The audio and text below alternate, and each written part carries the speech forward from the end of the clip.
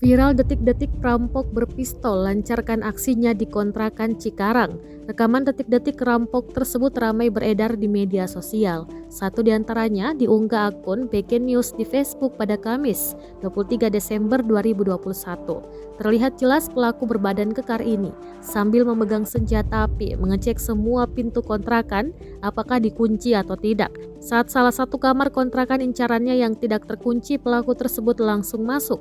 Dari keterangan unggahan disebutkan pelaku mengambil dompet, tas beserta HP. Terlihat pantauan CCTV ada 3 pelaku, 2 diantaranya menunggu di gerbang kontrakan melihat situasi.